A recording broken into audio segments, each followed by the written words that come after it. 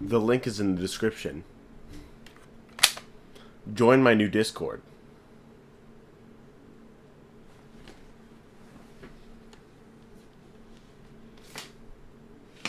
Damn it.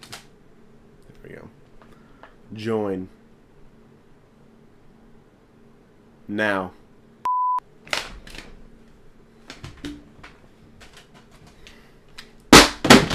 Frick. Whoops. My bad.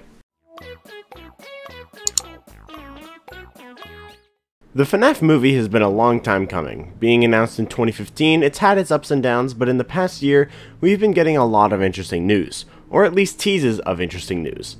Scott dropped into Dako's livestream saying a lot of cool stuff would be coming this year, and Jason Blum said we were dangerously close to more news, and also saying that the movie could certainly release in 2023. And recently we got the announcement of Emma Tammi as the director, and that filming is starting in February of 2023. Some people have been skeptical about Emma Tammi as the director since most of her stuff didn't get very good reviews, but Scott himself says that he trusts her, so I do too. But this all begs two questions. One, when will the movie be released? Well, it wasn't too long ago when Jason Blum said that the movie could be released in 2023, so it would be kind of weird if that meant now that it's impossible. I don't know anything about movie production though, but I feel like filming wouldn't take too long, and the animatronics are being built as real suits, so it's not going to be all CGI, so it could very well still release in 2023. And considering 2023 is the year of FNAF 3 and probably 6, I think it would be really awesome for the movie to release then.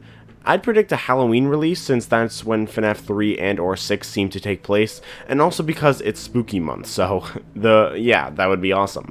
But the movie might not be ready by then, and I don't want it to be rushed. So I'd guess Halloween next year, but it could be holiday 2023 or maybe early 2024. But I doubt it'll be any further than that. And the other question is, who will play who in the movie? And more importantly, who should play who? In today's video, I'm going to be talking about who I think should play who in the FNAF movie. I'd also like to say that most of the characters are children, and I don't know basically any child actors, so I'll only be casting one of the kids, that being Charlotte. The bite victim would also probably be pretty important, but I have no idea who would play him. Other than Charlotte, I am going to be fan casting William Afton, Michael Afton, and Henry Emily. The movie seems to be about FNAF 1 since that's what Scott said he intended for it, and in FNAF 1 there's not very many characters. Also, it's worth mentioning that some characters are bound to be played by lesser known actors. This video is just a fun little thought experiment. It's also just my opinion, so let me know who you would like to see play who in the FNAF movie. But besides that, I hope you guys enjoy, and let's get started.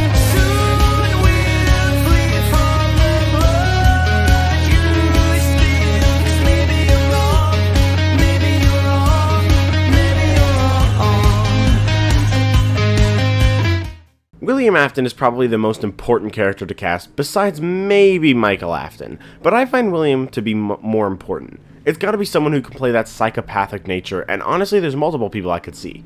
First off is David Tennant. David Tennant plays Kilgrave in Jessica Jones, and I'm pretty sure he plays one of the Doctor Who's or something, but I haven't seen Doctor Who, so I don't know, I'm just going off of Jessica Jones, and while I'm not a big fan of Jessica Jones, he was definitely one of the standouts of the show. Kilgrave is a psychopath who has the ability to control people's minds, and he uses this power to do some seriously awful things.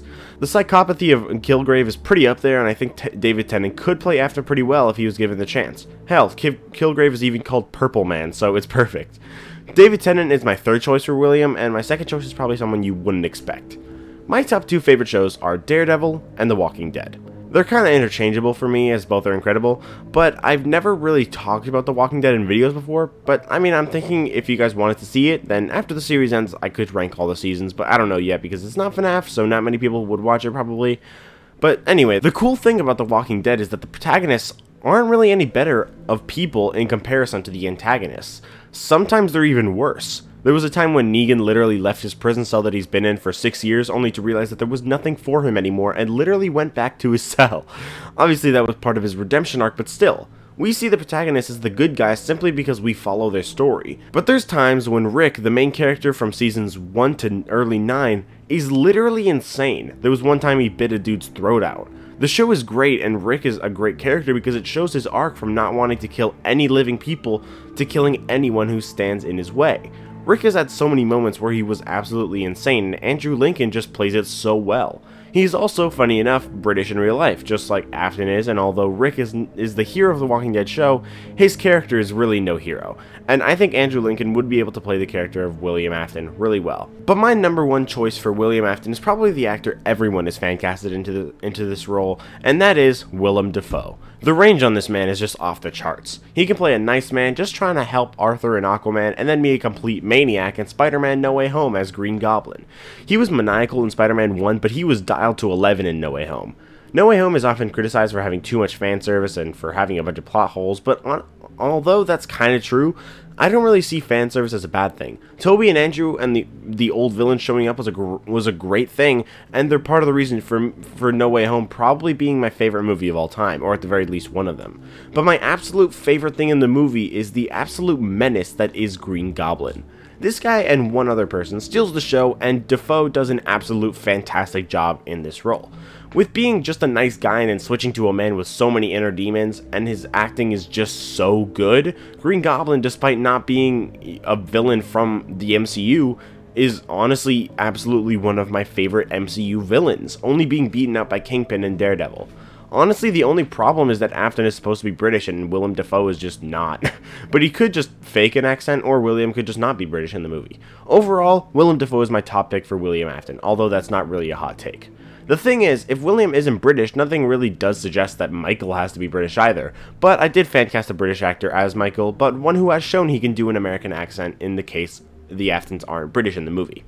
So yeah, that's William Afton out of the way, but what about the main character for FNAF, and probably the main character of the movie as well, Michael Afton?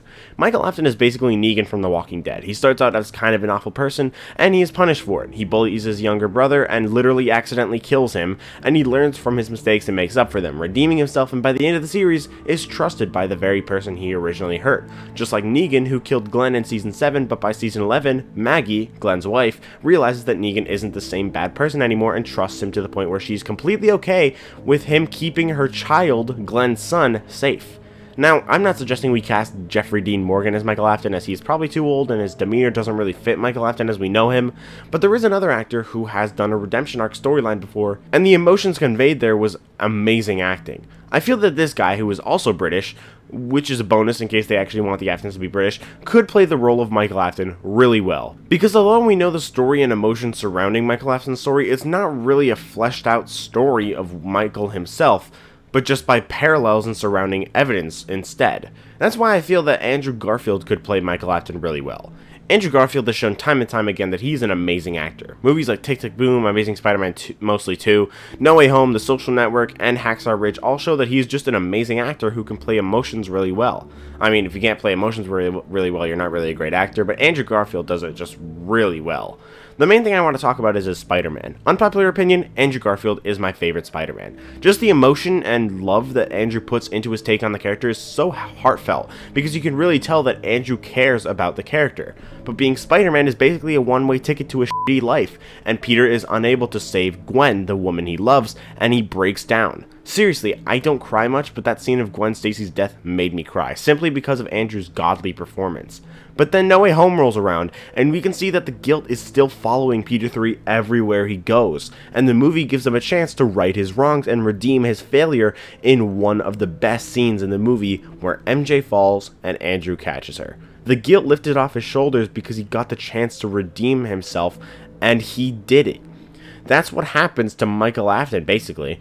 Andrew Garfield's amazing acting would be enough to cast him as Michael Afton, but his redemption storyline of Michael Afton would fit Andrew so well, and that's why he's my top and only choice for Mike. I've also heard some people say Tom Holland, another Spider-Man, which honestly I feel like that's just because he's a Spider-Man. Andrew Garfield is a Spider-Man, but that's not why I picked him. I mean, it kind of is, but like not just simply because he is a Spider-Man. And Tom Holland, maybe he could do the role well, but like he hasn't really done that kind of redemption arc kind of thing, and I think Andrew would be a better choice.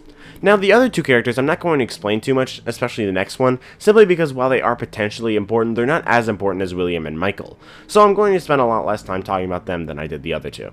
First off, Charlotte. Charlotte is a child and the daughter of Henry. I don't know very many child actors at all, which is why I'm only casting Charlotte for this video, but I knew if I had to pick someone to play Charlotte, it had to be someone that has played a really caring character before. That's why I went with Lexi Rabe, who you may know as the girl who played Tony Stark's daughter in Avengers Endgame. She plays such a sweet and cute child, and the I love you 3000 sticking with me to this day and onward. I love you 3000. I love you 3000. I'm not crying, you're crying. And I feel like that kind of personality would really fit the personality of Charlotte.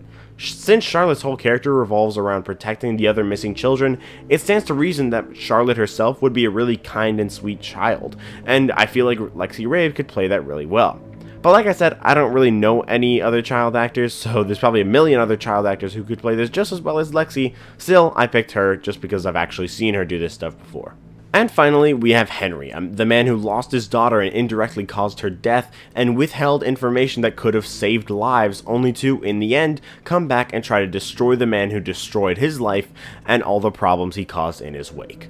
About a month ago, I started watching Breaking Bad, and I finished it yesterday, and honestly, I loved the show.